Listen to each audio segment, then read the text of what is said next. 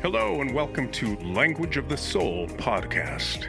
I'm your host, Dominick Domingo. And I'm your co-host, Virginia Grenier. We'd like to invite you to sit back, relax, and enjoy some inspiring conversation. Here at Language of the Soul, we know that life is story. Individually, we're the products of the stories we tell about ourselves. Culture is the amalgamation of the stories we weave about the human condition. Here's the thing. Individually and collectively, we can write our own story. Thanks for tuning in and joining in the march toward human potential. Hey guys, welcome to Language of the Soul. Thanks so much for tuning in. Today's episode is the kind Virginia and I like best, where we just kind of pick a timely topic and riff on it. There's something that's been coming up for both of us again and again, and basically she's going to share her thoughts on it, and I'm going to do the same, and then we're going to discuss. There's been no real discussion in advance other than establishing the topic. Simply put, I think we've all had a day where we leave the house and through the law of attraction, whatever's going on or whatever's on our radar just gets magnified. For example, you learn a new word and then suddenly you hear it literally everywhere in the weeks to come. So it's a little bit the law of attraction, but it's also sometimes a form of confirmation bias. Things that simply just weren't on your radar seem to come out of the woodwork once you're aware of them. So this falls into that category a little bit. As the episode's title suggests, the topic today has to do with our own agency versus dependence in the context of medicine. So I won't say too much at the outset, other than it's come up for me lately, here and there, and I think Virginia said the same. And at a party, my brother's birthday party a while back, an equally inquisitive guest, or maybe a philosophical guest, instead of talking about rainbows and puppies or unicorns, delved into genetic determinism. Just that. Always fun at a party. Anyway, he voiced a pretty defeatist attitude about it, in my opinion, and he as much as said, we're all damned by our DNA. So, of course, I was biting my tongue. And I tried to gently convey that, with my health challenges and medical emergencies of the past 5 years, I stand for the complete opposite. I stand for our agency to actually self-create, either in defiance of DNA or with a full understanding of epigenetics. I didn't preach, I bit my tongue, but I will say it here. Science now confirms that we do have the agency to choose the circumstances and conditions, yes chemical and yes environmental, to express a gene or squelch it. But we also know that that culture medium of our environment includes our thoughts and feelings. They're nothing less than non-local energetic signaling all day, every day. Not to mention they dictate our body chemistry in every way. We craft the quote-unquote environment that will suppress a gene or conversely squelch it. And there's so much more to the epigenetics conversation. Some of you know I'm dying to have a friend of mine on who's an epigenetics researcher at the forefront of the latest discoveries. And he has yet to commit. But I do know when it comes to genetic predisposition for supposedly heritable diseases and disorders, under 5% of heritable diseases can be attributed to a single gene. And those that are the product of several gene markers still require specific environmental conditions in order to express themselves, or as I said a moment ago, to conversely be squelched. Every day we hear on the news, I'm sure you have, about new scientific findings. This week, it's the Mediterranean diet. I mean, that's part of the confirmation bias I was talking about. Once it was on my radar from the party, whoa, the TV's on in the other room, and they're talking about this Mediterranean diet. So the new study, and it's a little bit like, duh, we've heard enough about the blue zones to know the conventional wisdoms. Anyway, it's saying the obvious, which is adhering to the Mediterranean diet can absolutely stave off Alzheimer's specifically. Every day we're hearing about environmental factors we can control to squelch the expression of genes, especially those factors that are man-made or synthetic, and therefore at odds with our body's natural wiring to maintain homeostasis. We learned about cancer-causing agents and what we can do to mitigate them. We learned about the power of antioxidants. We learned about new diet and lifestyle choices that can be implemented. But this episode is not about promoting homeopathy over allopathic medicine. I'm not going to preach alternative medicine. This episode is not focusing on the cottage industry devoted to living forever. At the risk of being the bearer of bad news, we're all going to die. Aging and death are natural, inevitable processes. But within reason, we do have a degree of control over the quality of our lives while we're still above ground. And we are not subject to our parents' DNA. It's not hardwired. It is just a blueprint. Most importantly, in the spirit of this podcast, what I'm passionate about imparting, or at least discussing, is this. We don't have to accept the stories we are told about our bodies, that we must be dependent on, you name it, modern medicine, pharmaceuticals, or doctors to remain above ground, or even to live healthy lives. We are wired for homeostasis and self-reparation. Without demonizing any one institution, and certainly not the miracle of modern Western medicine in general, there is another story. The narrative that does not equate aging with falling apart, that does not enslave us to the pharmaceutical industry. I've started a few of these episodes by saying I don't pretend to be an expert in anything, other than maybe dot connecting. My sense of purpose at this moment, based on my brush with death, is to offer up my worldview as it currently stands, and of course it'll continue to change, with the caveat that we have the power to reframe our narratives, the stories we're told through socialization that determine what we manifest in life. So today's topic is a little bit about that, how we get to rethink the stories we're being told, or spoon-fed, through socialization, and realize we do have the power to tell a new story. Okay, I basically just repeated the tagline of our podcast, not just the mission statement and the premise, but the literal tagline. Okay, enough prefacing. The essay that I'm going to share, which constitutes my views, and then as I said, Virginia's going to chime in and we'll discuss. My essay starts with an anecdote. I won't issue any spoilers about the anecdote, but I will preface the preface by saying, during my medical ordeal, I was forced to be my own advocate. During a pandemic, no less. As some of you have probably heard on other episodes, I lost my physician, the one who knew my case inside and out. He met me the day I entered the emergency room and was on my case for the entire 18-day stay until my discharge. He became my primary caretaker during my recovery. Then, bam, just as soon as it was safe to begin the ARV therapy that would put me on the road to recovery, I lost him to the pandemic. LAC-USC was the hotbed of COVID, and he was called away to the main campus, being the resident infectious disease specialist. My healthcare stalled 100%. Because our system was so impacted by the pandemic, every one of my specialist consults stalled, every one of my orders for, you name it, imaging or any kind of scan, an x-ray or an MRI, or even simple blood work, labs, all of it stalled. I was forced to advocate for my care, to fight for every ounce of care I received, to the point of doing my own research and self-diagnosing every step of the way. I could write a book about our very broken healthcare system, from fighting for coverage through complete disorganization and incompetence, to doctor burnout from physicians who've simply seen too much. Not to mention, in the health coverage and assistance realm, a complete ignorance around HIV and AIDS across the board. I was forced to learn so much about my own agency. Of course, doctors hate it when you do your own research, but now with ChatGPT, I will say it's entirely possible to eliminate that human error by doing your own research, with, of course, the understanding that it's not a replacement for a medical degree. My healthcare was complicated. Monitoring and perfecting my ARV regimen in order to reach undetectable status and raise my CD4 count to human levels required monthly appointments initially. You're massaging your regimen and seeing what you can tolerate, basically. And each time, of course, endless labs and blood work. Also crucial was monitoring and massaging the various antibiotics I was forced to take until I was quote-unquote out of the woods. All this meant a very intimate relationship and frequent visits. They eventually spaced out so that I had regular visits only once every 4 months, and most recently 6. The point is, I've probably spent more time with doctors than my aging parents or anyone I know. I've seen some shit. I've learned the hard way all the reasons a doctor may withhold vital information, some of them commendable and some not so much. I've learned that from liability issues to being in bed with the pharmaceutical companies, Western Newtonian doctors are simply not in the prevention game. They are not lifestyle counselors.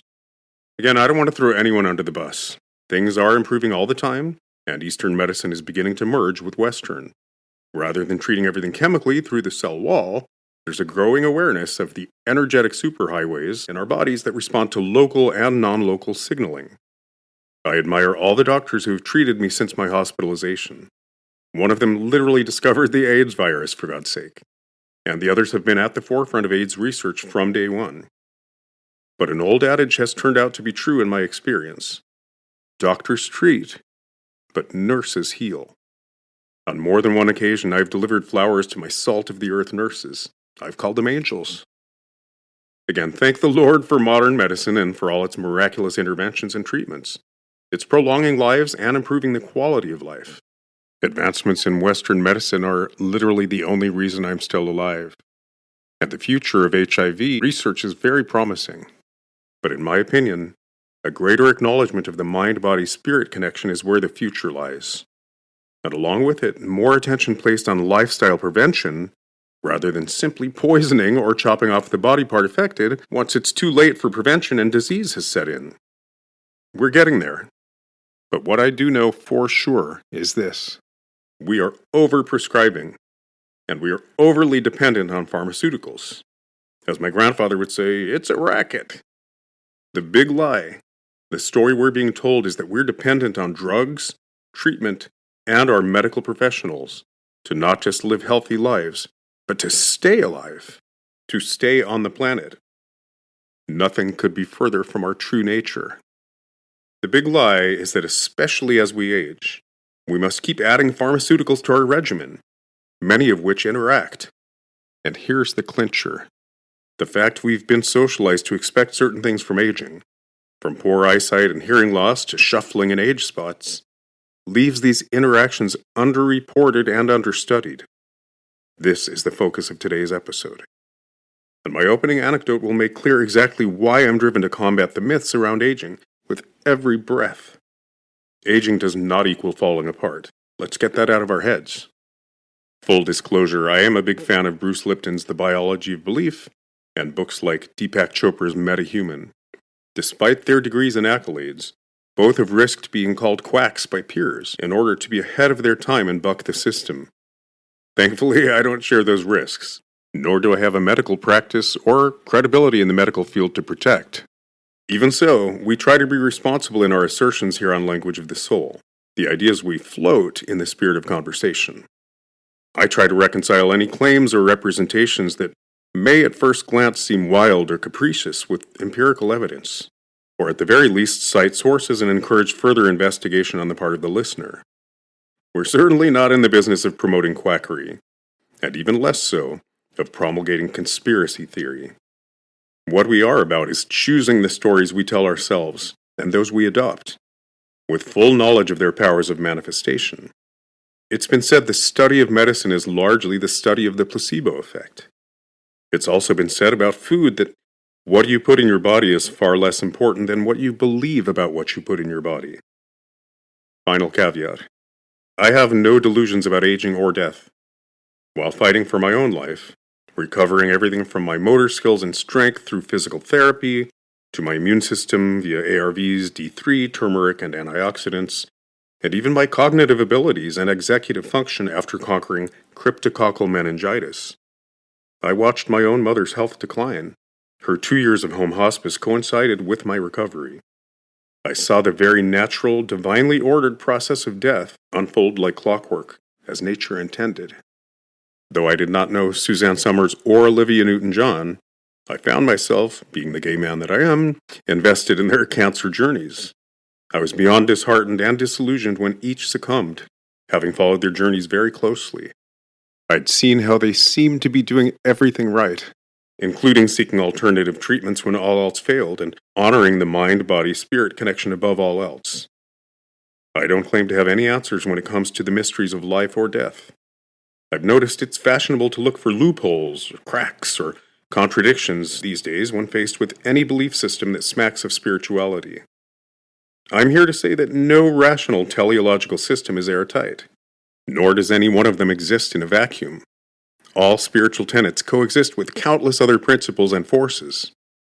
It's the egoic mind that wants to apply binary structure to the rational.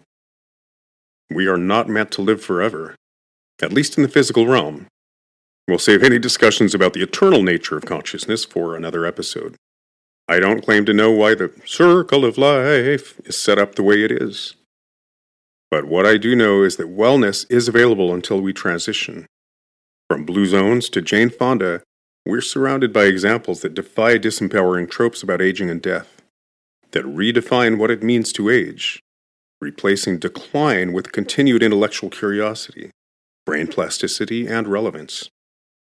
We've seen society shift toward affording our loved ones the dignity to choose how and under what circumstances they will pass. This agency, this dignity, is what this podcast episode is about. Okay, without further ado, here's my portion, and I look forward to Virginia chiming in. I hit 50 without having any health issues.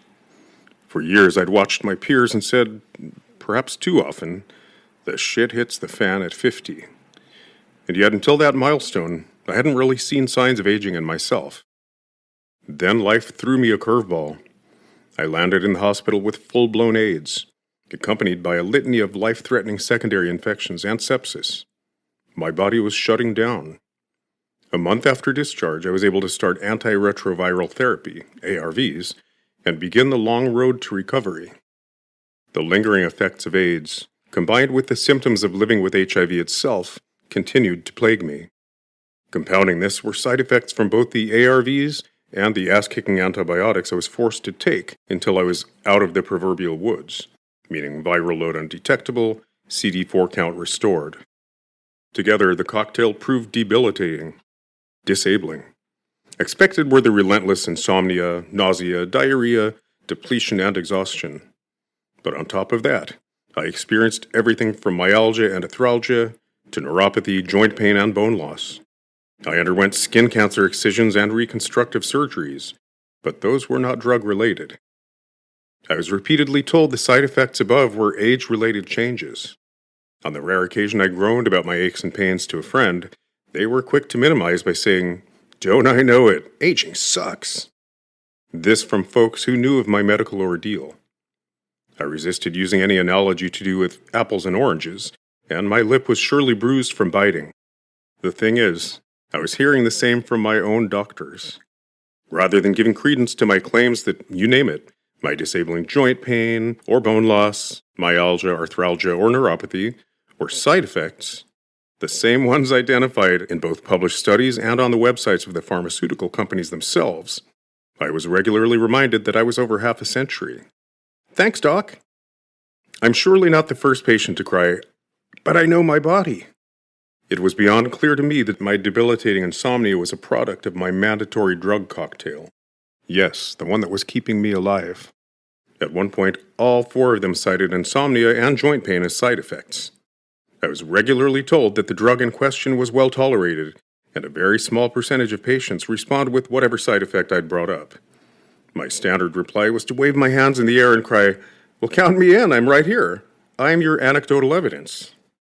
I would, of course, spend considerable time prefacing that I'm the furthest thing from a hypochondriac, and if I complain about something debilitating, it's very real. In the case of the insomnia, of course, there was mention of sleep aids. Having a very healthy fear of them, I declined. My goal was to be on fewer drugs, not more. The havoc that the antibiotics alone had wreaked on my body, 18 days, mind you, of intravenous antibiotics, followed up by the 2 that I simply could not get off until a year and a half out, or until I'd reached a CD4 count of 250, had done me in a number of ways. When I broke my leg while walking, I fully understood that it was a liability issue that prevented the doctor from admitting the ARVs I had been put on, the 2 most powerful in existence, were responsible for my significant bone loss, the osteolytic lesion and cortical component. My own research yielded a class action lawsuit over the issue. And yet it was never mentioned to me. I was indeed grateful to be alive. But there was a cost. On the few occasions when I mentioned my neuropathy, the suggestion was gabapentin. After speaking to a paraplegic friend who had been on it for years, I declined. One simply grows habituated and the dosage has to be upped. And again, my goal was to be dependent on fewer drugs, not more, after seeing their effects on my body, to return to the perfect health I'd enjoyed for 50-plus years, as much as was possible while living with HIV. All of my hunches turned out to be correct. Once I was finally able to get off of the antibiotics, meaning my CD4 count had reached 250 and or a year and a half had passed and I was no longer in danger of certain secondary infections, many of my side effects magically resolved, as suspected. Any prideful impulse to say, "I told you so," or to hold anyone responsible for the misinformation, or more accurately, for the withholding of information, was always trumped by gratitude. "I'm just glad to be alive," was the mantra. I mentioned early on that in all my hours with my physicians, I had learned a lot about the physician-patient relationship. I mentioned that some of the reasons for withholding information were commendable, and others not so much. I'll leave you to make what you will of my anecdotes, to connect whatever dots you're inclined to connect. But I do want to return to those symptoms that were chalked up simply to aging. I didn't buy the dismissals or the rote attribution of my side effects to aging. Not for a minute. I had never had so much as a headache or a paper cut over the years. All of these side effects coincided precisely with my diagnoses and the treatments I was receiving. The correlation, or more aptly the causality, was clear as day. This realization became the premise and the reason for writing this essay, to challenge how we define, quote, normal aging, and to examine the often invisible influence of medical intervention on our bodies. We tend to accept certain changes in the body as inevitable markers of aging. Fading skin, slowing steps, senior moments, the brown patches that bloom on our hands and cheeks. Doctors tell us it's natural. Culture reinforces it. But we rarely question it. What if much of what we call quote-unquote aging isn't strictly biological at all? What if it's a story written, in part, by the medications we are prescribed to protect us? I'm going to give you a silly, low-stakes example. Take calcium and vitamin D3, two staples in the senior prescription arsenal. Their purpose is clear: to ward off fractures and osteoporosis. But after beginning such regimens, many people notice changes to their skin, subtle darkening, spots they haven't seen before. These shifts are often dismissed as just age spots, the result of sun damage accumulated over decades. But what if they're not? What if they're side effects, overlooked, underreported, and hidden in plain sight behind cultural conditioning that tells us to expect them anyway? This is not to demonize pharmaceuticals. They save lives. They ease pain. They extend longevity. But in older adults especially, the sheer volume of prescriptions, 5, 10, sometimes 15 drugs taken daily, creates a fog in which cause and effect are confounded. Fatigue from statins, dizziness from blood pressure pills, brittle bones from acid blockers, brain fog from sleep aids. These are all well documented. Yet how often are they chalked up to nothing more than the passing of time? Meanwhile, the body's own design to maintain balance, to recalibrate, to repair, goes overlooked. We've been conditioned to believe that without medical intervention, our health will crumble. But perhaps the opposite is true, that in layering on interventions, we sometimes erode the body's remarkable capacity for homeostasis. This isn't a call to throw away prescriptions en masse. It's a call to question, to ask our physicians, do I still need this? What are its hidden costs? Could this new symptom be traced back to a medication, rather than being a marker of aging? And on a cultural level, to stop conflating the biology of getting older with the side effects of managing it. Because if we don't, we risk medicalizing not just our health, but our very understanding of what it means to grow old. Okay, thank you so much for listening. And I'm now going to invite Virginia into the virtual room here to chime in.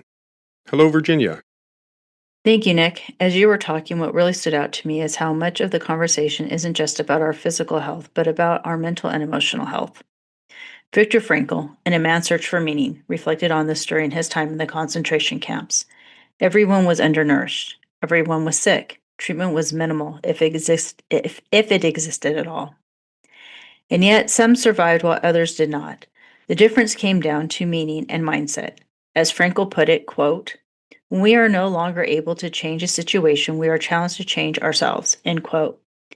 These people who endured found something to live for, a purpose, a belief, a vision of themselves beyond the suffering. That's why I believe so strongly that our stories and our mental health are inseparable from our physical well being. Stress, hopelessness, resignation. These weigh on the immune system just as powerfully as viruses or bacteria. If we accept the stories that aging equals decline or that medication is our only lifeline, our bodies respond accordingly. I've seen this in my own family. My stepdaddy, dentist, suffered from ulcerative colitis in the 80s and 90s when treatment was mostly steroid based. The steroids caused weight gain, corrective surgeries, led to scar tissue, and over time his health unraveled into gout, fibromyalgia, and chronic pain. By the end, he was on fentanyl patches and oxycodone just to function. But what I've never forgotten is that when he found meaning and purpose, when his grandchildren became the center of his life, or when my mom and I first came into his world, his resilience on medication lessened. He was more engaged, more present, and the cycle of dependency lightened. When purpose slipped away, the medication stacked up again. I saw the same thing similar with my mom. When she was connected, engaged, and still living with a sense of hope, she hardly touched medication. But toward the end of her life, when hopelessness and depression settled in, the pill bottles multiplied. That decline wasn't physical, it was emotional, it was spiritual. Even now, I see in my clients some absolutely need medication, and I will never deny its life saving power. But for others, the work is about finding ways to confront external pressures and internal conflicts with as little reliance on pharmaceuticals as possible. Because when we only lean on the pill, we risk becoming complacent. We risk losing the agency Frankel was pointing to, the capacity to change ourselves when we cannot change the circumstances. And I think that's why conversations like this matter, because aging is inevitable, death is inevitable. Frankel didn't shy away from that reality. He wrote about grief, loss, and death as part of life. Fear is what corrodes us most, not aging itself. If instead we can embrace aging as a chapter filled with wisdom, with new dimensions, with continued growth, then we gain freedom. I'm turning 50 this year. And yes, my body doesn't heal as quickly as it once did. I don't bounce back like I did when I was 20 because hormones shift, biology changes. But slower healing doesn't mean no healing. I may not have the stamina of my younger years, but that doesn't mean I'm in decline. Our brains too adapt. Even as they prune synapses and change pathways with age, they find new routes. Cognitive sharpness may take more effort, but it's still available if we stay engaged, curious, and open. So to me, this is where medicine, meaning, and mindset intersect. We can honor the biological realities of aging and still reject the deficit stories. We may not be as fast or as agile as we were at 20, but with purpose, ability, and resilience, we can remain vital. We can live in a way that keeps us close to our potential, even as our body changes. That's the heart of what Frankel taught us, that when the situation cannot be changed, the change must come from within. And that to me is how we face both aging and death, not with fear, but with dignity, agency, and meaning. Thank you so much. I really enjoyed that. And as usual, I feel like both of our editorials really complemented one another. Do you feel the same way? Yeah, I do. And I liked how you talked a lot about agency versus dependency when it came to medicine.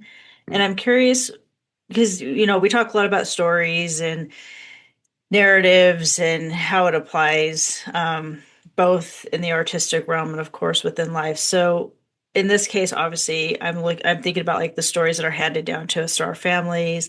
So, a pretty common one we hear a lot in our family history is like, your dad has heart disease, so you will too, and how that Mhm. influences just how we kind of see our health. But Mhm. I'm just kind of wondering, stories that you've heard from your family, how many of them you feel have been true? How many of you kind of looked at going, well, yeah, maybe that person had that, but it doesn't mean that's like really that really falls into our DNA as a constant handout. It's more recent, that someone had that. Mhm.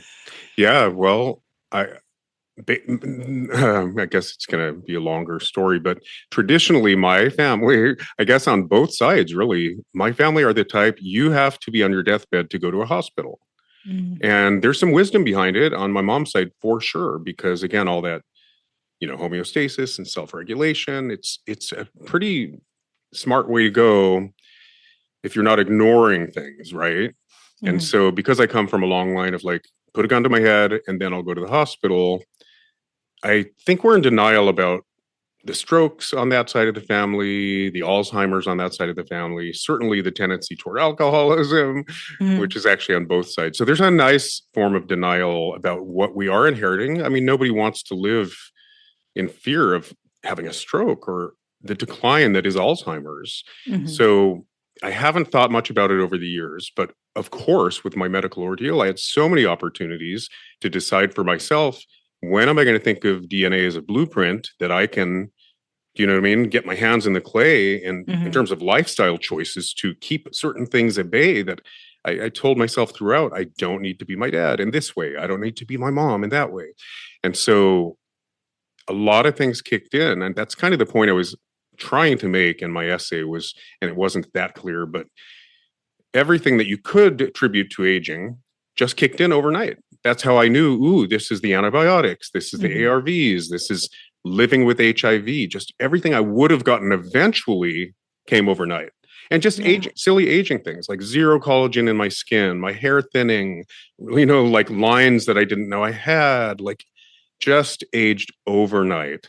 So in all of that, because I had joint pain and the arthralgias and the myalgias and all of those things and the bone loss, I was Mhm. getting a lot of MRIs. And like I said, I had to fight for x-rays and then finally MRIs. And then the blood tests had to confirm. So we ruled out like osteoarthritis and what's the other one? Rheumatoid arthritis. It just took a Mhm. long time. And they were never going to say, dude, it's the drugs you're on. It was a Yeah. liability thing. They were never just going to say, it's not your imagination.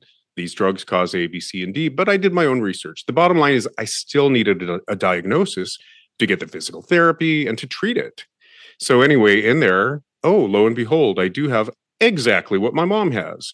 I have stenosis and arthritis of the lumbar and cervical spine. Mhm. That's pretty scary to hear. Yeah. Because my mom, toward the end, it wasn't a good thing. She was never a hypochondriac, but toward the end, I can imagine her complete terror as she was also deteriorating, from dementia. She would say, my bones are like Swiss cheese. Mhm. That was so unlike her. She would shuffle and be terrified of falling, and she would tell us regularly, my bones are like Swiss cheese. And how do you tell somebody, Mom, don't overstate the matter? you know? Right. No, And and it, that, yeah, yeah, it's true. sorry, And I give you an earful, but the point is, I it, then had to go, okay, but what stage is the? I had osteoporosis also, but the mhm. stenosis, like, how bad is it shrinking? Mhm. Is this something that, do you know what I mean? Like, there's Yeah. opportunistic stuff too. They told me I had diabetes in the hospital, and I said, nope, it's opportunistic. Just wait, it'll go away. And it did. So Yeah. I just feel like, yeah, I have these things, and I also stretch every day. Yes, I have these things, Mhm. but I don't have to become my mom. Yeah, no, and I hear you on that because like I know for me, on both sides of my family, they almost marry each other, on both my father's side and my mom's side of things that are in the family. Like, so I was born with a heart murmur. I don't really talk about it very Mm-hmm. much, because it has never stopped me from being active in my life and doing things, having kids. Mm-hmm. Um, but heart problems are a real Mm-hmm. problem throughout my family. Diabetes is a huge problem in my family. Rheumatoid arthritis is a big one. Kidney problems are another one, and then dementia does run on on my dad's side as Mm-hmm. well. And I know my not my first and second pregnancy, but my third pregnancy, for the first time, I spiked and had the markers for being pre-diabetic while Mm-hmm. being pregnant. And of course, that's why I kind of asked that question of you because, the one thing I notice with doctors sometimes is they ask for a medical family history for a reason. And I get that. I mean, I do the same thing, Mm-hmm. counseling Mm-hmm. with mental health and, also biologically as well. A few health questions just because it's good to know possible markers. However, they're like, oh, great. So after I had my third child, they kind of were like, okay, well, we really need to monitor your and it was a difficult pregnancy. And I'm like, no, it was a difficult pregnancy. I'm 35 years old. Of course, things are going to spike and be kind of weird. Right, Give right. me No, 6 months, I and believe yeah. I believe both my sisters had opportunistic diabetes while pregnant. hmm What's it? There's a name for it, like Um, gestational diabetes, maybe. yeah, that's Yeah, what it is. And that was the thing. 6 months later, after having my daughter, all my and normally and just just because I know people can't see us, so my weight fluctuates. I go up and down all the time between about 50 to 80 pounds constant. My weight has always been a roller coaster ride, which is another thing that runs on both sides of my family. And a lot of people equate being heavy set with being diabetic. right. And Well, so, yeah, and that was the other problem too, because I wasn't losing, because I was oh, 35. so you think the doctor kind of Oh yeah, made that jump, that leap? they did. They made that leap like, I oh, see. she's not losing the weight from being pregnant. She was showing the markers, toward the end of her pregnancy. Diabetes runs in her family. Oh yeah, she's going to be a diabetic. And I'm like, no. And my blood sugar levels are really low. I have like I have really low sugar levels compared to the rest of my family when they go get blood work done. And right now I'm fighting my weight again. My weight's up. So it's kind of an interesting thing, like how they exactly what you said, like how they kind of equate that sometimes because they Yeah, looked at medical history and they just kind of predetermine like, oh, so that's just going to happen to you, and that's part of aging and part of your genetics. It's like, well, hold up a second, I have some control here. well, that good for you though. I hmm mean, that is their job, and in a way, that's their job is to look for the markers, look for the tendencies, and then what to mitigate, right? But then by hmm saying it, you're kind of damning the patient. So hmm I don't want to get all over the place here, but there's a really great film with Aquafina. Did you see that about the Chinese tradition of not telling your loved ones that they have a cancer Yes. diagnosis? Beautiful. hmm Well, that And says it all. hmm They fare better when they don't have that death sentence. And right. doctors, it's in I think Bruce Lipton's book that I go on and on about, the biology of belief. This idea that doctors have beginner's luck. They have really good luck in the beginning, but Mhm. then the more patients they lose, the more statistics they see, they can't fake it anymore. They can't put on a Mhm. good face and have a bedside manner anymore. So that's Mhm. why they say doctors treat, nurses heal, because I've seen that burnout. I've seen doctors look at me and I'm like, but I have goals. They're not just vanity goals, these are health goals. And they go, dude, you have a deadly disease. My doctor would literally regularly look at me like, Mhm. be grateful, you have a deadly disease. And I would say, but should I not have goals? Should I not be raising my CD4 count or, trying to Mhm. get back to undetectable status? And so you have to kind of twist their arm to get them to, they certainly won't cancel you about prevention, but to even care if you live or die. Right. I don't know. But Well, you know that. what I'm saying, the self-fulfilling Mhm. prophecy. And that is what our podcast is largely about. If you adopt the story, right, that genetics Mhm. is more than a blueprint, which it's not.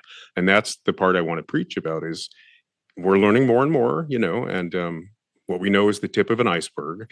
But what we do know is DNA has been way overstated. Kind of like, survival of the fittest. Well, slowly Mhm. we're learning it's survival of the most adaptable, and Mhm. life is largely about symbiosis. So we have to rethink that narrative. I feel like because of the Genome Project, it Mhm. was really solidified in public consciousness and imagination that DNA determines all.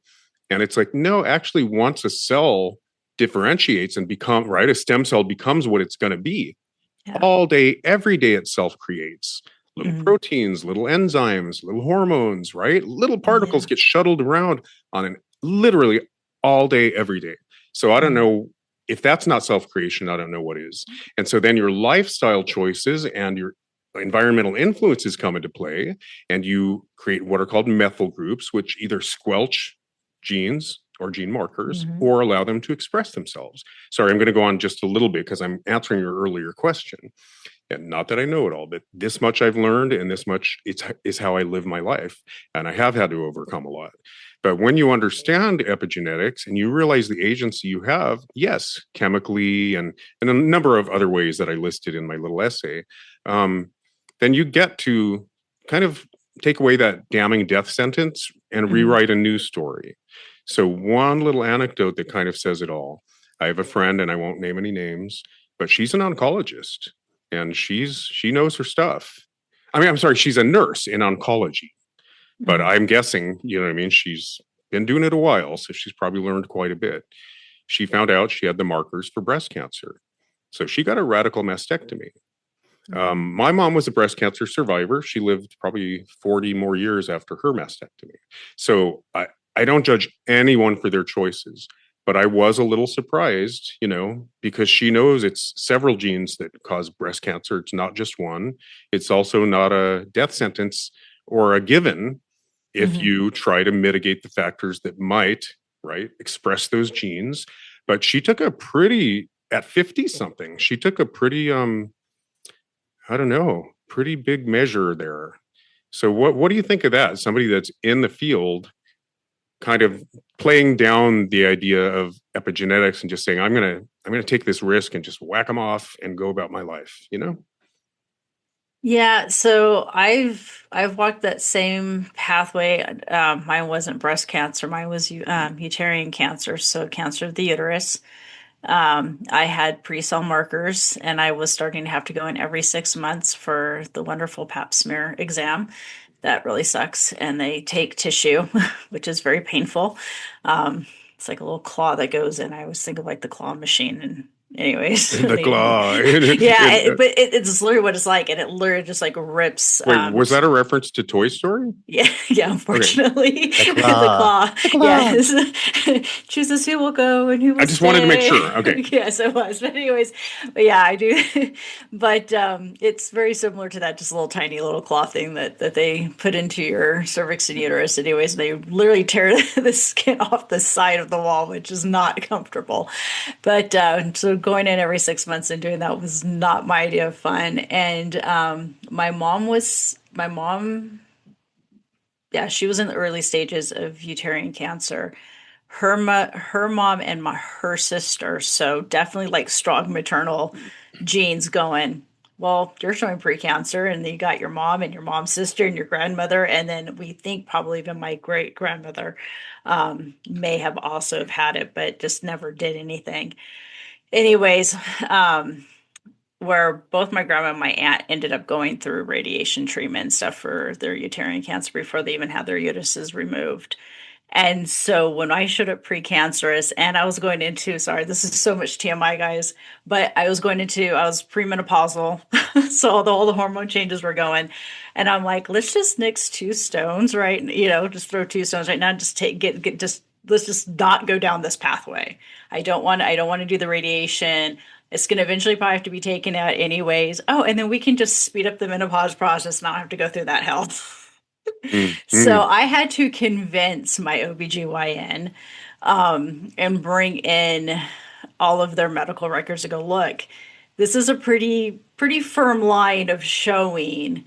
And so luckily he did go to bats for me with my insurance to get it approved. So I didn't have to pay out of pocket to get the surgery. So yeah, you could say I was a little radical, but I was also in my 40s and I knew I wasn't going to have any more kids. Right, so for right. me, it was a little bit radical to do it ahead of time because maybe I would have been okay and it just would have always just shown precancers. But I also didn't want to go in twice a year and do that god awful female test until I didn't have to anymore.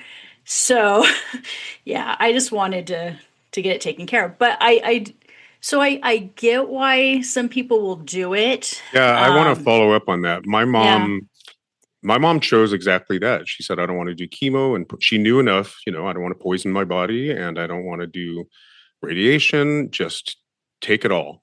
So she had no pride about it. And she said, and actually she was much happier after the reconstructive. And so was my dad. But she had a hysterectomy after she had her 4 children. So same thing, pretty radical measure. But even back then, I give her so much credit. Like I said, that sort of intuitive understanding of our agency in our own health. She didn't opt to have hormone replacement after the hysterectomy. And back then that was unheard of. Yeah. But she just had that stance of like, we don't know enough yet. And it could have caused problems. Her breast cancer was probably caused, and actually, my sister's coming on next week to talk about her book, and it kind of covers this extensively. All three of my, I'm sorry, my mom is one of five. So three of the five siblings, did you hear that? Do Mm-hmm. you have any opinions on what that was? Mm-mm. Anyway, I think at least three of her five siblings, they would watch the mushroom clouds out in Nevada from their playground, their elementary school playground. So Mm. and then they all got different forms of cancer. But I'm sure that's, where my mom's breast cancer came from. So I don't know. I want to steer back to the premise of this episode a little bit by saying there are so many factors, right? Mm-hmm. Some are environmental chemical factors that we can mitigate or not. So, Yeah. we can't control the G5. There's a whole conspiracy theory about what G5 is doing to our bodies. And, we can't control microwaves. But I think the more knowledge we have, the better. And then when it comes to diet and lifestyle, that goes a long way. Mm-hmm. But I'm kind of going back to like, we're still all going to die. So we can't judge one another for the choices we're making or not making. But I want to tell you when death doesn't sit well with me. You know what I mean? Like you and I Mm-hmm. both come by this honestly. We both lost parents rather recently Mm-hmm. and got to watch the whole process of deterioration and dying. And so for me, with my mom, and you can talk or not about your parents that you recently lost, but with my mom, I kind of battled the what ifs or if I was there, like in terms of her being bedridden. I did think at different times, and it's just ego, but I was like, that's why you have a physical therapist because my dad loved her so much. If she was grimacing in pain, he wasn't going to make her do her exercises. Of course. That's why you have a therapist saying, come on, Sharon, come on. And so Mm-hmm. I battled that. And I did think, well, if I was there, do you know what I mean? She wouldn't be lying Yeah. down looking at the ceiling all day. I'd have her up getting her core strength back. And that's all ego because it's hard, to face loss and it's hard to watch Yeah. somebody deteriorate. So there was what ifs throughout. But I also feel like when it's her time to go and she wants to check out, that's a spiritual agreement she has in a way with the universe. Who are we to say, do you know what I mean? I don't like the Yeah. reasons she's checking out. And you do wonder, like, are they just done with life? Are they disappointed in humanity or life? Or why would they check out now? We'll never know, right? Yeah. I just, anyways, but so when I do the what ifs, here's where I draw the line. I look at, I've been surrounded lately with some people that are just unwilling to look at intergenerational trauma. So there's all this unexamined trauma that is being self medicated. There's mood regulation, right? There's recreational drug use, just as Mm-hmm. self medication. So when I see literally like three generations being subject to dysfunction because of this drug use, and I won't go on and on, but every time I hear a story from this one friend, like, oh, well, now Patty's daughter, oh shit, I said the name. That's not the friend, that's her friend. But every time I hear a story like, oh, now her daughter was molested, I'm like, well, of course, she's wired for it. Of course, she was touched as a child, so now she's got that sign on her back. Of course. Oh, now she's married, she's in an abusive marriage. Of course. Um, Now she's having a baby and she's still doing drugs. Of course. Like, it just when you don't take the spiritual opportunities to do the work, right? Mm-hmm. Then you are going to fall victim to everything you're set up for in your DNA. Yeah, and I do think that there's truth to that. That's why in my essay that I shared, where I talked about Viktor Frankl and the whole purpose and meaning. So with my parents, so my stepdad and my mom, who I lost a few months apart, I really had two model perspectives on death. So my stepdad, when I met my partner who I'm married to now, um, and he'll even tell you like he actually brought this up because we just hit the year mark for my mom of her passing, and he literally made the comment like, I remember when we first met and you telling me after we'd been dating for a year, like, because my stepdad Harry was really sick at the time, and like, yeah, he probably won't be with us in like 10 years kind of comment. And gosh, Justin and I have been together 23 years now Mhm. total, to give you an idea. So Harry made it pretty far, considering that's what his doctors were telling him. And I kept thinking about that, especially when we were getting ready to do. I was thinking about it anyway, just because I was at the year anniversary of my mom passing, but especially doing the show. And I realized that was because he wanted to see me get married. Mhm. Then it was, um, I got pregnant 2 years after I got married. So he wanted to see his next grandchild be born. Then I got pregnant again 5 years after that. So then it was the third grandchild. And then it was like, well, but now I need to see my oldest grandchild graduate from high school. And then it was, um, so there was like these milestones that even though, so his health would kind of go up and down. And so when things would kind of get status quo and you just kind of get in that comfort zone of just life and just moving along, his health would start to decline. But the second like some major milestone was coming up, all of a sudden he was re-engaged again, Mhm. and it was giving him that purpose. He was finding that meaning to like Mhm. to be involved and want to be a part of it and not miss it. He did miss my second child's graduation. He was sick enough to where he physically couldn't really, not where he was bedridden, but it would have taken a lot for him to be there. But they telecast it, so he was able to watch it that way. So even though he wasn't there physically, he was still there to watch it, and we went and saw him afterwards. Um, Sorry, it's gonna make me cry. And I remember when he did go, because then he was fighting for his life to be there for my mom. And he finally looked at me and he said, I can't do it anymore. Mhm. I've been fighting for so long, Virginia. Mhm. Is it and I remember him vividly holding my hand and looking at me going, is it okay if I'm done fighting now? Mhm. And my mom couldn't be there because she had found out, she'd been on dialysis for her kidneys for almost a year at that point. So she was actually in a dialysis and she was trying to get out of her appointment, but they're very set on you not missing those. So that's why I was there as proxy for her. And I looked at him, I said, Mom will understand. It's okay.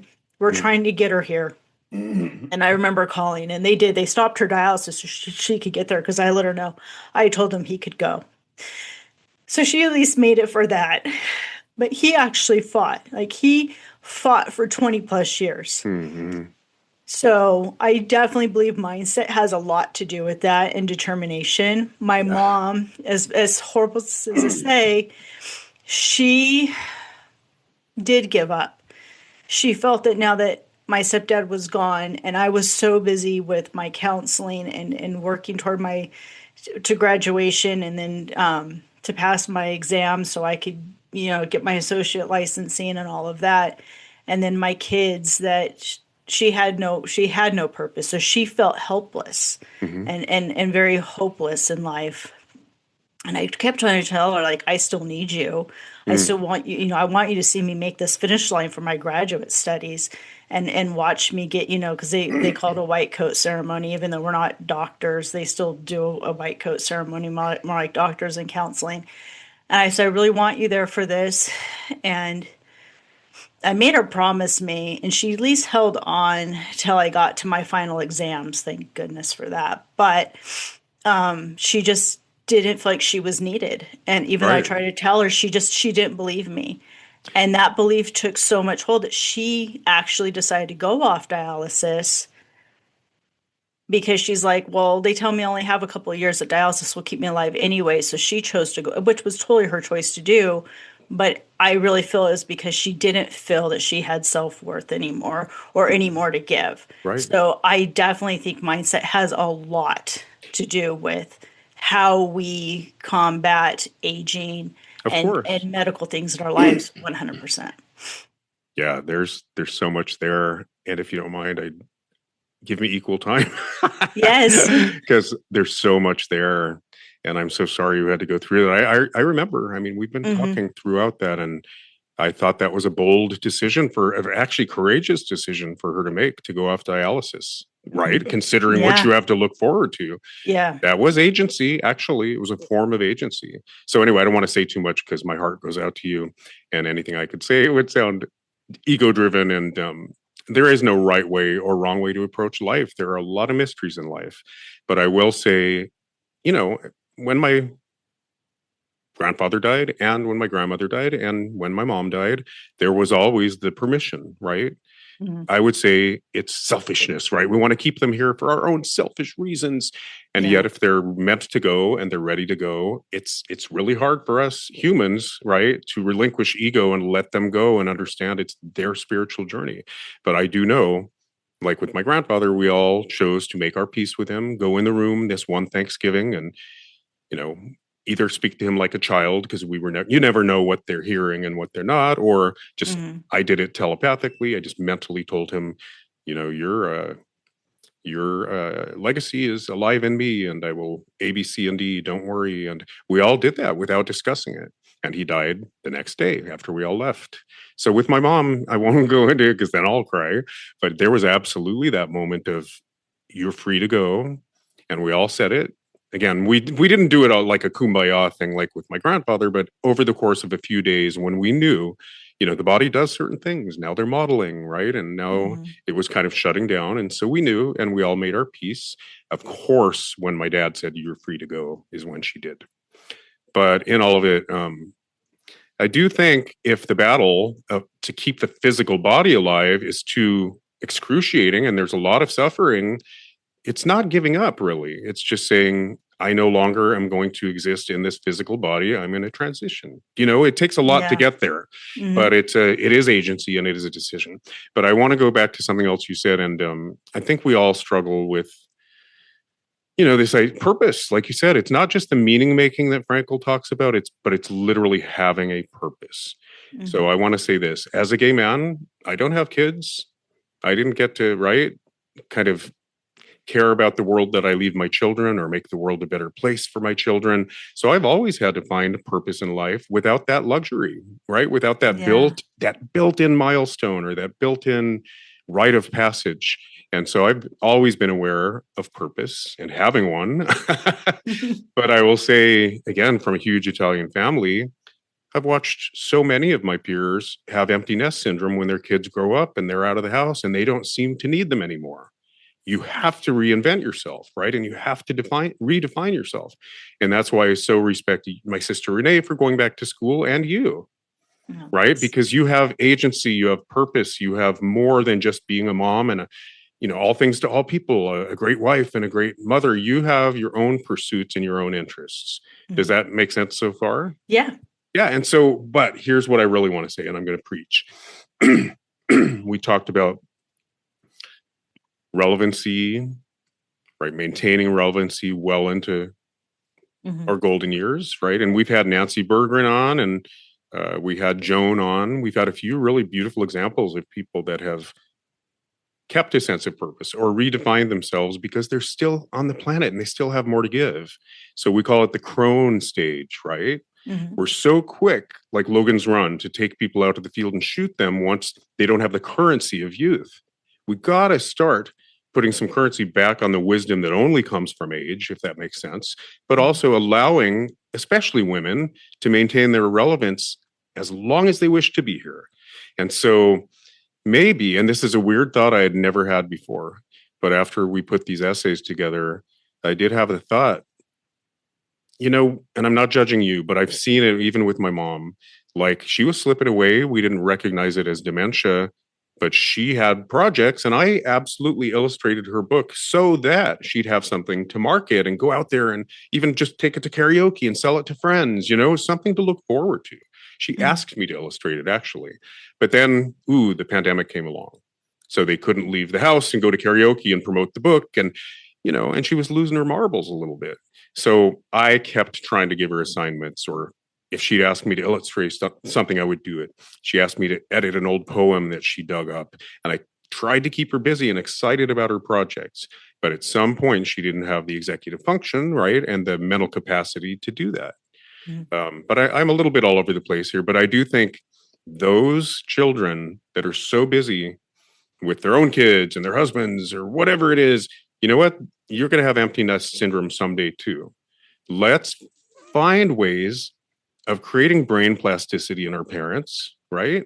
Let's find ways of, I don't know, encouraging them to reinvent themselves and get some novelty in their lives and be intellectually curious and all of that. It is on us younger people to keep getting them out into the world, if that makes sense. How do you, is that just too much to ask of anyone? You know, and I love that you brought that up, and I don't see it as preaching. And it's here's the other irony, knowing that we were going to do this show. So yeah, my dad texted me because my parents are divorced, obviously.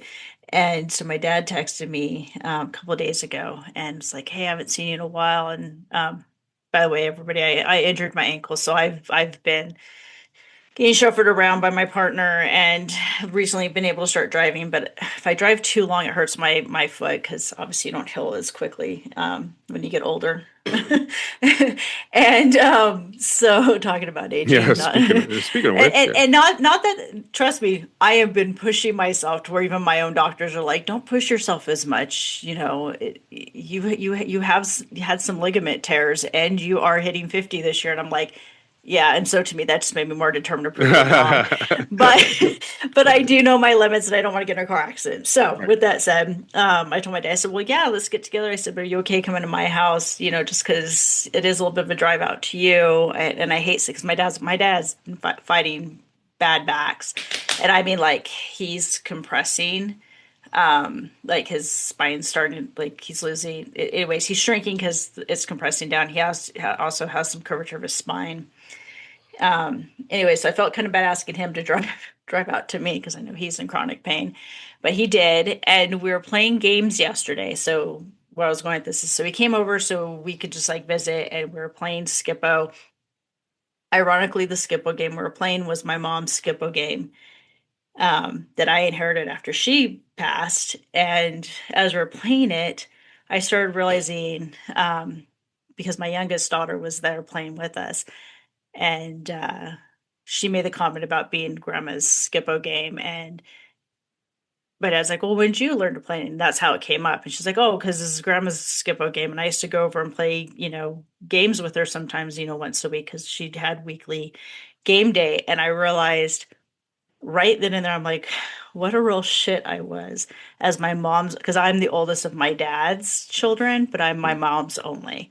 And I was like, what a shit I was. I was so busy in my own personal life Mhm. that I never took the time to go do at least once a month, show up for a game day and play games with her.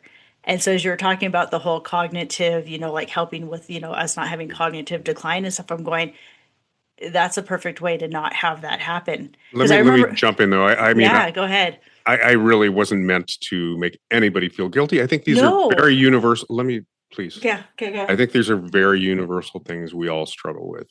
I mean, the cat's in the cradle. Do you know the lyrics Hmm. to that song? Yeah, I do. Everybody that has graced the face of this planet and had kids has been too busy for their aging parents. Do you know what I mean? You Hmm. can't beat yourself up with regrets. Renee's book is largely about, I think she judged, I did too. We all did. We started judging my mom when she was starting to slip away because we didn't recognize it as dementia, right?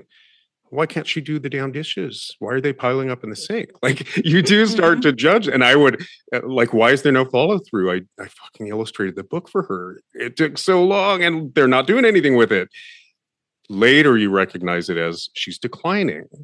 But Renee beats herself up for judging my mom as she was slipping away. So you just can't do that. You can't beat yourself up with it. But I thought, I'm just going to start sending that message that it is kind of on us. Like, I do hope that my siblings invite me to Easter, for example, to dye Easter eggs because they get that I don't have kids. Hmm. So I get to have the joy of dyeing fucking Easter eggs. It's been 40 years since I've dyed an Easter egg. And Yeah. thankfully, I do have siblings that invite me over for Christmas and I get to wake up in the morning and see the presents. You know, they're pretty aware.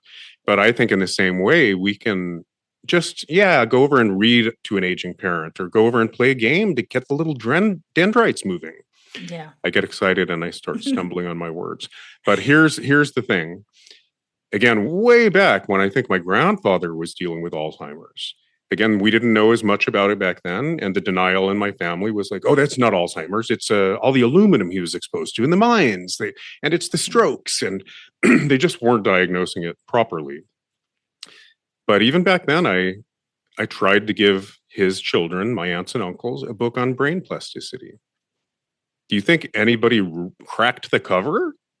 Do you think anybody did anything with it other than put it on the coffee table and let it collect dust? I'm gonna go with it's on the coffee table and collected dust. Right. Nobody even cracked the cover. And here I am, the world by the balls in my 20s or whatever it was, thinking I had the answer. But I do think, I mean, the best example in that book, there were a lot of chapters about, oh my God, of course you can grow new neural circuits. That's what physical therapy is for, right? People can regain the use of a limb after, there was a lot of examples of like injuries in war injuries and the amazing capacity they were able to recover. But the best example is when your mom, and my mom did this, she started to shuffle because she was so terrified of breaking her hip. And we didn't want her to break her hip either, because that's always the beginning of the end, right? And so she starts looking down and shuffling. The more you look down, the more your posture goes to hell, right? The more you literally become myopic and you have no sense of the world around you. So your world gets literally smaller and smaller the more you look down, right? And it's like a slippery slope. So the more we can just, do you know what I mean? Not succumb to fear and look down, the more we're engaged in the world. It's a metaphor. Did that make sense? Yes. Yeah. No, you're right. The more we look out and beyond ourselves, we start to see the beauty in the world and that there's so much more out there that is yet to be discovered. Yeah, there's so much more to engage with. And if somebody's just done, they're done. But I don't know. It was a weird thought that I had like, well, maybe we're supposed to actually give them those opportunities. Because I think, like depression, even, it's really hard without a cheerleader. You got to have one person that believes in you to help pull you out of your depression, or literally put a gun to your head and say, jump in the car, we're going to the mountains, whatever it is. In an ideal world. And the Cats in the Cradle says it all. It's like, ooh, I was too busy for my parents, and now like I'm not even on speed. I'm not even in my son's phone. We're all gonna get there eventually. Yeah, we're all gonna feel invisible. Put it that way. No, and that's true, and that's what I was, and that's what I was saying that was kind of like the irony of yesterday. Is it kind of popped in my head like there's more things I probably could have done if I would have just taken, but that it goes back to what you're saying. We get very much with our own blinders in our day-to-day life. That egocentric side of us kicks in, and sometimes we need to look beyond that to find those other meaningful, purposes in our lives that we miss. Yeah, no, I think it's tricky. It's tricky when she made an executive decision, and I even picked her brain about it back then. I said, are you okay with that? Like this choice she's made, and are you going to beat yourself up with the what ifs? I think we talked about it even back then, and people have their own journey. And when we speculate about their journey, it's all projection. Yeah. So, sorry, go ahead. I was gonna say, but it's been a good learning experience. That's why I was so excited about this show, because it's made me, as I turn 50 this year, so I consider myself now technically middle-aged, with the rest of my friends. Or I guess not all. I have a few that haven't hit that age, but the rest of us that are 50 in our 50s, that are more than half a century. Go ahead, say it. Yeah, but I think like, I think it helps us stop and look at that modeling that we've had from our grandparents, our parents, and go, what can we do different, or what do we want to still do the same? Yeah. That's why I said, like, we all have our own journey. You can't control somebody else's spiritual journey. When it's their time to go, it's their time to go. But my ego, right, and call it what you want, but my mind, my ego, only struggles with the what ifs. Like, I don't like the reasons for the decline, Mm-hmm. and if it is that untreated trauma that I was talking about, or all the dysfunction around that untreated trauma, or just no different values that don't encompass reinventing yourself or valuing intellectual curiosity or brain plasticity, mindsets that don't understand the need for purpose. That's, and when you Mm-hmm. can't do anything about that. And I did feel like, ooh, if I could step in and inspire her, but do you know what I mean? Mm-hmm. You're not running the show. So I don't know. I think we can all just do what we can. But I want to broaden it beyond medicine too, because we can steer this to a close at any time. But I loved how your essay complemented mine in that, to me, it becomes painfully clear that, like, not that there's a right way to approach life or a wrong way. Far from it, right? There's no right and wrong. But I think a lot of spiritual tenets or a lot of belief systems strive to limit the suffering. That seems admirable, right? Mm-hmm. Limit the suffering in life. Or the way I look at it too is like when we talk about manifestation, what is sustainable? That's when I focus. Oh, that's a good, like, I don't know, looking at the world through the eyes of love, not fear. That seems cool because whatever you manifest is going to be more sustainable. Okay. Like, that's the only right and wrong in my world. But I do, sorry if I'm all over the place, but I feel like a lot of our episodes do boil down to love over fear, right? And that Mm-hmm. ties a little bit into Frankel's idea of purpose and meaning making, Mm-hmm. but it always kind of just boils down to the same things. So our essays together, to me, spoke a lot about resilience. Our other episode, resilience, Mm-hmm. and then a lot again, yeah, about meaning making. So if you broaden it beyond health, oh, I'm sorry, and holism. Mm-hmm. Every episode we talk about the mind, body, spirit connection. So again, if I was to put a call to action out into the universe, I would say let's continue to really look at this idea that, ooh, emotional stress equals inflammation, inflammation equals disease. Yes, you're going to get whatever disease you're wired for epigenetically. Whatever's going to kick in, it's probably going to be something you inherited. But I like to kind of look at the word disease and what it means, right? It's the Mm-hmm. lack of ease. It's the lack of well being. It's the lack of being aligned and being in that state where your body knows how to self regulate and engage in homeostasis, right? You're kind of off kilter. So I don't know. I just think everything always comes back to the mind body spirit connection. If our DNA is just a blueprint and we can have a say in the matter and get our hands in the clay, it's not just, ooh, I'm going to move away from that nuclear power plant because I don't want the radiation.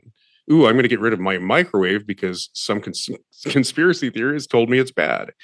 It's like, ooh, let's recognize that our thoughts and feelings directly affect the culture medium of our blood, right? By cortisol and Mm-hmm. adrenaline and all these other things. And it's not just about living a stress free life, but it is about managing the trauma when it rears its ugly head. Maybe it's about doing the therapy and understanding your intergenerational trauma and then trying to manage it. Yeah, no, you hit on a great thing. So it actually reminds me back to my early studies when I was um, getting back into school and was taking my early psychology classes before getting into the main master's courses. So one of the classes I had was called the 8 Dimensions of Wellness. And what those are is emotional, social, spiritual, intellectual, physical, environmental, occupational, and financial. Mm-hmm. Sounds a And little bit, Michael Beckwith has these pillars, mhm. very similar. Yeah. Yeah, yeah. And I'm sure, you could talk about them like, chakras too, because Mm-hmm. they but basically what's interesting about them is so they're on a wheel, like everything, right? So everything, is very much in that gosh, cylindrical. So I'm trying to find my word today. So it's all interconnected. And what's interesting is when external or internal, like so it can be emotions or um so grief, it could be stress, it can be anxiety, it can be depression, whatever. When any of those hit any of those 8 dimensions, so you get out of that, balance, that's when we start to see, the gene expressions happening when you start to, people get diagnosed with like, oh, I have ADHD or I have major depression or whatever, right? Mhm. And so they kind of weave through each other. And so it's really important to kind of, when things in our lives, if we're starting, trying to tie it back to what you're saying in the whole health thing, is to take those moments and stop and go, where are things off kilter? Like Mhm. you're saying, Mhm. where am I out of that balance? Because if we don't nurture that, I think that's also, I mean, I don't know about you, but like when something happens to my kids, like I feel like I age a bunch because I'm stressing Oh, I'm about my sure children. I could definitely put my mom in her early grave for sure. Yeah. Yeah, and even going back to you, like, you were literally fighting for your life as you talked about in your essay during Mm. COVID Mhm. with your diagnosis. I mean, you mentioned that like you felt like you were aging like overnight because of all these things getting pumped into your system that, and I've seen you. I mean, I know we haven't gotten together in the past year, but when we did get together, you look really great for your age.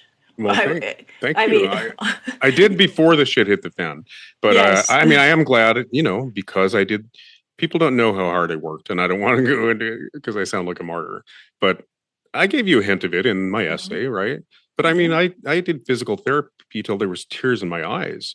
I did turmeric and D3, and I did all the right things, which takes a lot to stay on a regimen Mhm. like that. I adopted Bowie for the oxytocin, for God's sake. I wouldn't trade any of it for the world. But you're right, I did like that. Oh, I no longer look like death, like the hollowing around the eye sockets. Like I Mhm. did get some collagen back in my skin, and I lost 20 pounds. So my neighbor, this is a funny story, Renee. To get my Medi-Cal, I had to come home and get some taxes, right? So we broke Mhm. out of the hospital. I was on the lam. We had to like break out of the hospital and drive to my house, and I had to break in because when I went to the emergency room, I didn't think I was going to be there for 18 days. So Mm. I did lock my house, but somehow I didn't have my keys, so I had to go through the window, and I realized my IV was still hanging off my arm. So my neighbor, Jake, later said, "Dude, you were skin and bones. I saw you jump in your window." So anyway, I was in a little bit of denial, and I didn't know just how much I looked like death. But thank you for saying that, because I am glad I got a little collagen back, and Mhm. I did gain the 20 pounds back and some that Yeah. I'm not happy about. But I want to talk about my experience a little bit, because it I think it the only way to be responsible about some of these ideas we're floating, right? Just in with the idea that yes, we're all going to die. We're not meant to live forever. And these are great ideas. And if they resonate, practice them, value the mind body spirit connection. But when it comes to like thinking of dis-ease as the manifestation of too much emotional stress, there's a lot of responsibility there. So I think there are certain schools of thought, and I think chakras play into this. It's like, oh, if it's in the throat chakra, you might be ignoring A, B, C, and D on the emotional level, right? And I Mhm. think that's a great way to look at things. I think there's a lot of stories we can tell. And if a metaphor helps you look at something, I'm all for it. But I do want to just tell a quick story about misapprehension, for example. So, whatever helps you pay attention to the spiritual opportunity laid in your path, your disease is there to say, hey, pay attention, right? Mhm. Pain, pain, if you have an infection in your foot because you stepped on a piece of glass, pain is saying, pay attention to this. But I do think you get to pick the way in which, right, you characterize or personify this. And I think there's some wacky thought forms out there. So Mhm. just bear with me. It's going to make sense. You know how, like, Freud would take the gay men that ended up on his couch and say, oh, overbearing mother, distant father. Mhm. When in fact, these were neurotic or psychotic individuals that were seeking help to begin with. But also, how about every red blooded American male that could possibly land on a couch feels he has a distant father?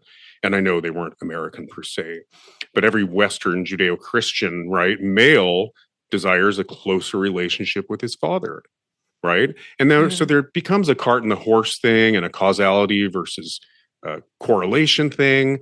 Maybe the mothers become overbearing. I mean, in my case, I would say, because it wasn't okay for me to express myself or speak up, my mom absolutely stepped in and spoke for me. So I didn't embarrass my dad in front of his blue collar concrete worker friends. Do you know what I mean? It's Yes. all kinds of flopping of the causality. So if you buy that about Freud, like, yeah, that's a wacky, wacky interpretation of the facts. Hear me out. Just as I was starting to get well, I was out of the hospital. I ran into a friend, and I don't tell everybody, but I chose to tell him what I had been through. He's actually, a good friend that divorced another good friend of mine. And I haven't seen him in a while, so I just let him know what I was going through.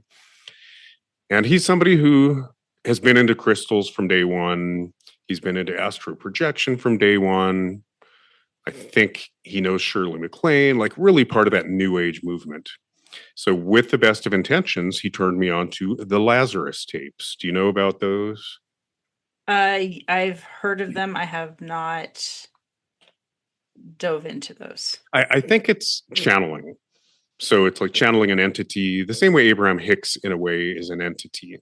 And Lazarus is the entity that this person channels. And I'm open. So I was like, dude, yeah, he recommended these tapes. And he said they're specifically about HIV and AIDS. And I said, absolutely, send them my way. So he sent me a link. And they were from early on, like in the 80s. I think probably before Marianne Williamson founded Project Angel Food. And there just wasn't much known at the time. So I listened to it with an open mind. And basically it said, AIDS is a disease that preys on self-loathing. Hold on. It went on and said, AIDS is a disease that makes you question who loves you. And I'm like, actually, all of that eerily resonates. Yep, can't argue. But then I listened more and more, and I thought, well, wait, doesn't every disease make you look around and go, ooh, who ran for the hills and who's hanging in there, right? During the tough times. That meme about Christ, carrying you and all the footprints disappear but one. You really learn who loves you in a crisis, and you very much learn who disappears. That's every disease. And then the self-loathing thing I thought was a causality thing. Probably in the early days, it was largely gay men that were being studied in this context, right? And there's some extra challenges that come along with that. So self-loathing is part of the gay thing, not the AIDS thing. I'm so sorry. So to me, it was a major misapprehension to say the spiritual significance of AIDS is A, B, C, and D. Does that make sense? It was a complete misapprehension from somebody who was not gay and who didn't have AIDS. Yeah, no, that does make sense. And I was gonna say, what I'm thinking as you're talking about this too, is how you looked at that and then you deconstructed a lot of those narratives and started to go, okay, what serves me and what doesn't serve me, to And reauthor what's your story. complete bullshit. Yeah, exactly. I have And a pretty good bullshit radar. exactly. And you reauthored your story and said, no, this is my story. This is, and wrote your book, which is why we have this podcast. Well, yeah, and I took the good from it. Like, of course, I need to learn self-love. Of course, and Yeah. I didn't resent him at all. I thought he had the best of intentions, and I think he did realize it's a little outdated and felt a little sheepish about it. We talked about it, so I took the good. I took what was there of value. Mhm.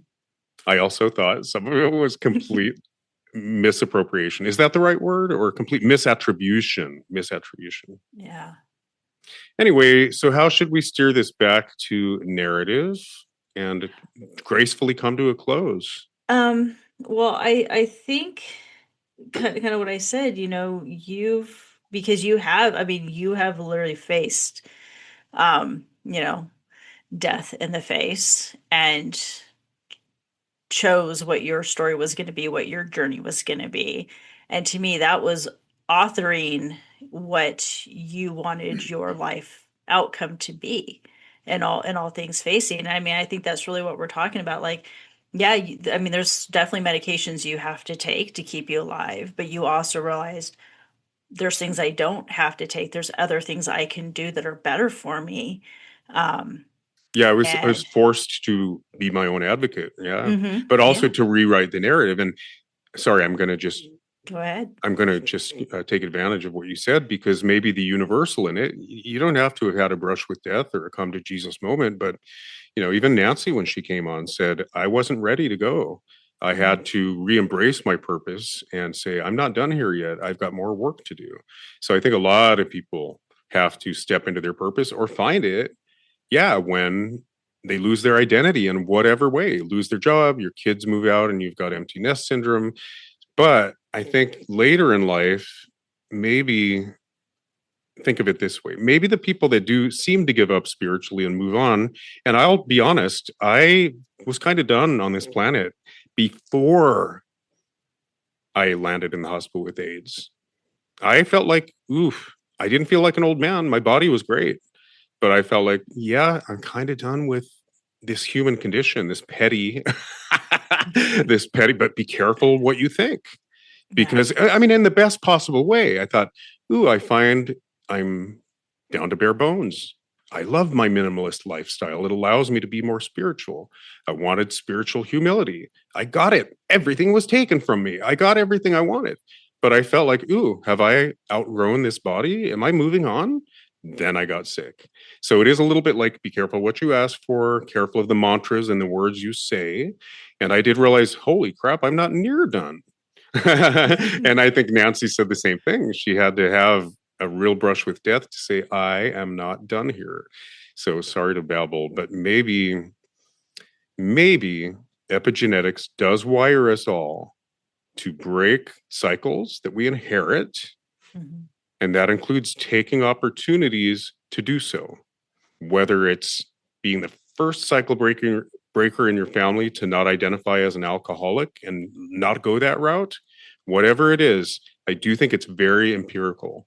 We're being called upon because, of course, in order to proliferate and to be more adaptable from one generation to the next, we're meant to improve the gene pool, right? It's pretty empirical. So if we're being given what seem like spiritual opportunities, but they're actually the opportunity to get off of a chemical, right?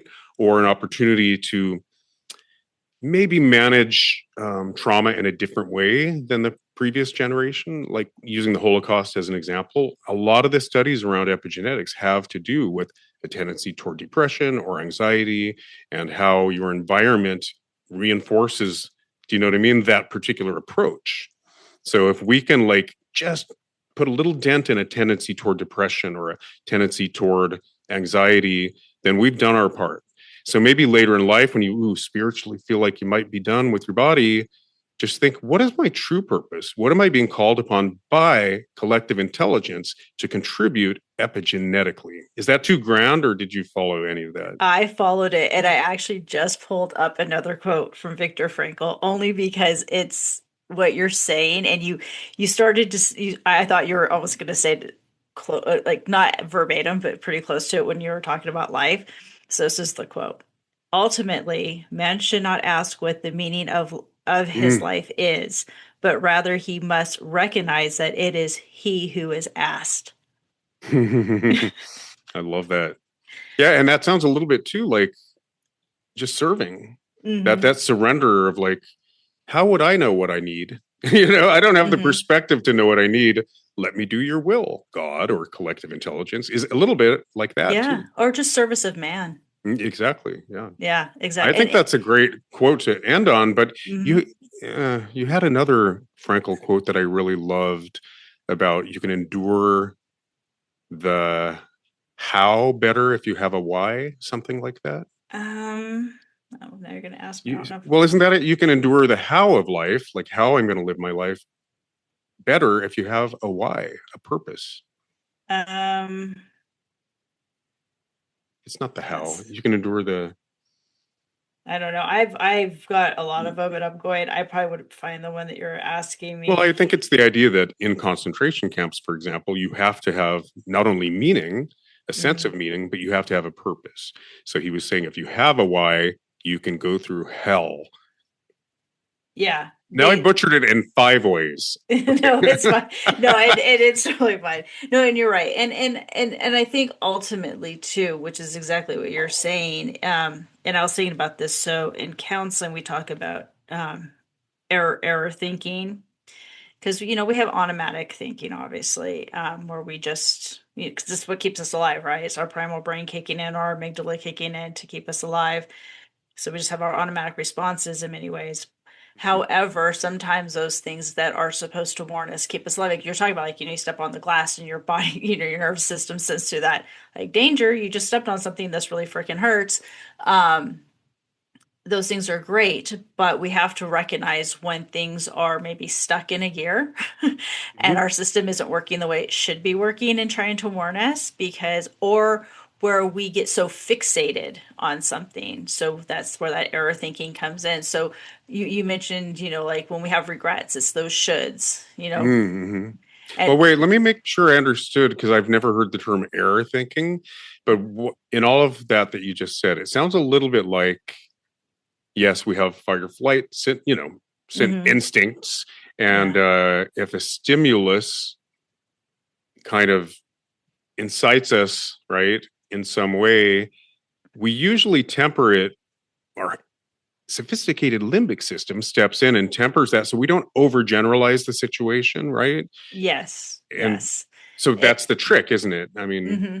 Well, so it was kind of interesting, and people can go look it up. It's called the hand brain model, which is another way of looking at it. So, instead of going on the knee jerk reaction, you temper it with intellect, is what I'm hearing. yeah, yeah. So with your cognition, which is your cortex, Mm-hmm. so your higher function, your higher thinking.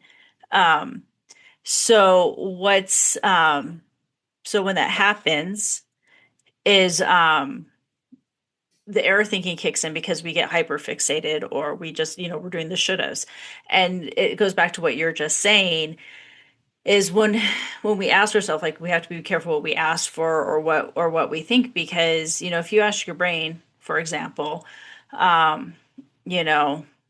I should have probably have done this, or why didn't I do that, your brain's going to automatically kick in and tell you all the reasons why. So error thinking, negative, or I hate Mm-hmm. using negative thoughts, but basically you go into that spiral, Mm-hmm. versus like, what could I have done different, which is a more positive way of putting Yeah, something. putting an Hmm. empowering spin on it rather than a disempowering one. Exactly. Yeah, but also, I don't like the word error for some reason, but I get the idea. Trust me. Yeah. Um, but I think too, we all have to quiet those voices, right, in our head. And so meditate. Now I'm just finding myself saying meditate. It's the answer to everything because the ego, like, the fight or flight instinct is ego. It's there for our protection, it's there for our survival. We Yeah. also need to temper it. So I like the image, and I think it's Dan Millman that wrote The Laws of Spirit. And he uses the example of the egret. Sorry, did the G come out? Egret. Uh, they get in a fight, but do they carry around like chronic anxiety? No, they shake the water off and go about their business. They spend zero time with regrets. And then cats, right, are really good at that too. They don't navel Mhm. gaze at all. So I like that idea. We can learn from nature. But, Yeah. applying that to something that came up earlier too, in terms of taking those spiritual opportunities in life, I think we do have so many narratives. Some of them are from socialization. Some people are telling us what to be afraid of. And, Hmm. institutions are telling us who to fear and what to fear. And your doctor, I hate prognoses. I can't believe that your father in law got damning prognoses like that with a time limit put on it. That's horrible. Yeah. Happens all the time, right? And Yeah. so you have to decide which narratives you're going to adopt. And as you said, I did too. Nope, I don't buy that for a minute. And a lot of times, oh, the diabetes did magically go away. Okay. But anyway, there's a lot of responsibility in choosing our narratives. But doesn't it come down to intuition in the end? Don't you know in the end, ooh, when they say my throat chakra is affected because I'm invisible and silent and I had no voice in the world and I need to reclaim my agency, in your heart or your gut, whatever you want to call it, your intuition knows if that's the right spiritual diagnosis for you, doesn't it? Hmm. Yeah. Now you just go ahead. No, I agree. If we're, and maybe that's part of what we're seeing with aging too, is we're there's a disconnect where we're not seeing it. We want to believe the narratives that or I don't want to say we want to believe, but we're buying into the narratives that we're hearing Hmm. versus being attuned to our own bodies Yeah. and listening from within versus so listening from within and experiencing it outward versus hearing it outward and then bringing it inward. Yeah. I don't know if this relates, but my dad just moved, as you know, they sold the house and he majorly downsized. And so he had to find a new doctor in Antelope Valley. And he had a lot. I don't want to use him as an example because he was on way too many meds. And you were born with a murmur. He was born with a Hmm. bundle block. Oh. And so all these years later, they finally put a box in him. Not a defibrillator, but a jump starter. I forget what it's called. Anyway, and just they piled on the meds. Thank God his new doctor got him off at least half of them. I see that as a good thing. I asked a lot of questions, trust me, with Yeah. Renee there too. I said, not cold turkey, I hope. I and it seems like the right thing for him. His fatigue has lifted. A lot of things have resolved. But I guess I'm using him as an example of like it's so hard for older people to know which authorities to believe and which not to. My Hmm. dad just tries to be a good boy and do what they tell him because he can be subversive and he can be a pain in the ass. So, to his credit, he tries to just fold his hands and do what they tell him. So, Yeah. it's so hard for seniors, right, to know which voices to listen to. Well, and you're also told like, well, they're a doctor, so they're an authority, they're a specialist in their field, and so this is not my saying. This literally comes from Justin, my partner. And this is stuck in my head, and I think of this even as a counselor, and I approach counseling the same way. Like, I am not the expert, and here's why. There's a reason why they call it a practice. Mm-hmm. Yep. Well, and I've had trust. I bagged on my doctors in my essay a little bit. I loved the first one that I lost. I mean, because he knew my case like the back of his hand, but he was willing to educate me. Hmm. Granted, he was younger. He was the infectious disease specialist over there, but he was quite young, younger than me. It was the first time I had a doctor that I could be his dad. But he was so patient and liked to explain things to me, including, I mean, there's so much to know about HIV. It's fascinating. Talk about cell biology, like Yeah. the ways in which the cells change and morph and then the different ways of attacking the virus. It's fascinating. It says so much metaphysically about life. So anyway, he went there with me, but others, it was clear as day to me when again they had seen too much. They were just simply jaded Hmm. and had lost too many patients back during the bulk of the AIDS epidemic Yeah. that they weren't willing to go there. So anyway, I do think we need to respect our doctors. And every time I did my research, I'd say, please forgive me. I know I don't have a degree, but I did find, and I have actually asked for certain drugs. I've asked to get off some and on to the others. And luckily, they would say, oh, yes, you're a candidate for that. Let's do that. That makes sense. Hmm. But I do it with, you know what I mean? Like a lot of caveats. I do respect you. Well, yeah, you respect them, but you also know, and that's what I meant when I like even in counseling, I say I always let my clients know like I'm not the expert because I'm not in their head, and just like a doctor's not in your body, they cannot feel somatically what you're feeling. Yeah, I've had doctors that say, yes, you know your body best. Hmm. Mhm. Anyway, it's complicated, but I think maybe we could steer this to a close by saying, the conversation at the birthday party about, oh, you know, they call it genetic determinism. Hmm. Oh, you're damned. Your parents' genes are not just a blueprint. They're going to manifest. Like it's more than just physical health. We chose to focus on medicine because I do think we're majorly overprescribing. I think the pharmaceutical Hmm. company runs this country and the doctors, it's not that they're evil. They're so steeped in their milieu actually that they can't see the forest for the trees. It's not the kickback they're going to get if they prescribe A, B, C, or D. It's not just that. It can be that. It's not just the greed. It's that they don't see outside the Western medicine box. Hmm. But anyway, I think there's a million other ways in which we do create our own realities. I would say DNA dictates a lot of things. Are you going to be comfortable living in squalor and dysfunction? Are you going to be okay living a messy life, or do you steer toward a healthier life? Like all those things that are the product of thoughts and feelings and free will and agency and choice. Do you know what I mean? They're not, they are probably, they have some basis in DNA, and we still get to craft and mold them. Yeah, it's just the culmination of them all. Well, mind, body, spirit. Yeah. Let's get that going. Let's get that integrated, man. Yeah, I 100, and I think that a lot of, and that's the thing. Going, as we stir this to a close, I mean, that's the thing we've seen. I mean, we think about where medicine was in the early 1900s. We'll just go to the 1900s to where we are now in 2025. I mean, it's been leaps and bounds. I mean, and just think what we're going to know again, especially now with technology, the way it is, like in 5 years, in 2 years, it's going to be amazing. Oh, yeah. You mean AI or just technology in general? Just technology in general, but AI helps obviously a lot in that. But I mean, we're going to know more. Leaps and bounds. I agree. They say technology advances exponentially. And I think that's true in medicine as well. And even the HIV, I don't know if you've heard, there's been 6 people that have been quote unquote cured. Wow. Through bone. I don't want to say too much because I'll show my ignorance, but it's going to be a long, long while before it's available in any way. And these were people that needed marrow transplants anyway to stay alive.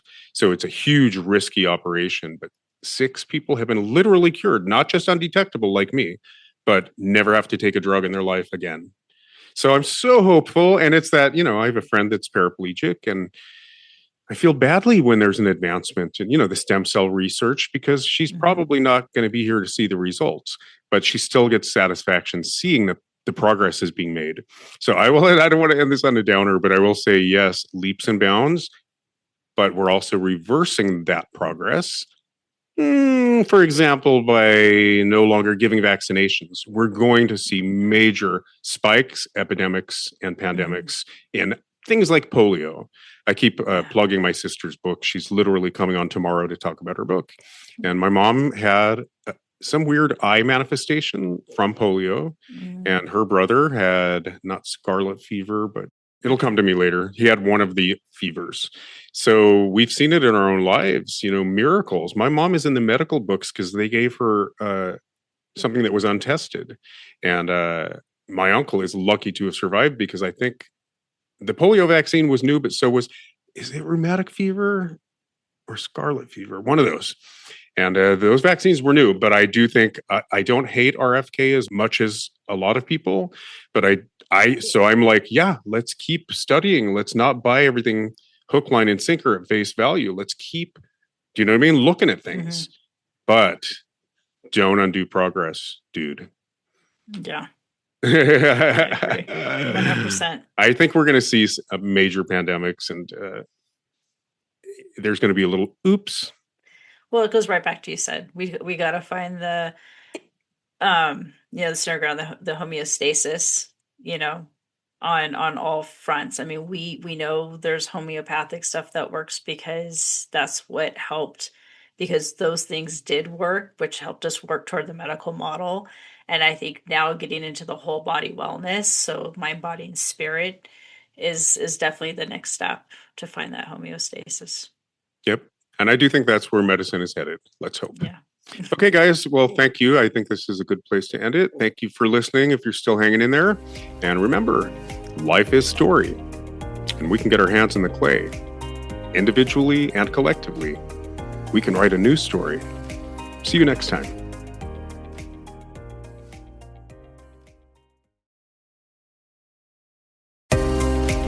We want to take a moment to thank our wonderful listeners and supporters. Your continued support and sharing of our podcast helps us spread the transformative power of storytelling. If you enjoy our episodes, please rate and review us on your favorite platform and share the podcast with friends and family. For more enriching conversations and insights, subscribe to Language of the Soul podcast on Apple Podcasts, Spotify, Amazon Music, iHeartRadio, and anywhere you listen to podcasts. Follow us on social media and visit our Patreon website for the latest updates and exclusive content. Your support helps us continue to bring these important stories to life. If you'd like to support us further, consider joining our Patreon community for exclusive content and donation options. Every bit of support helps us reach more hearts and minds.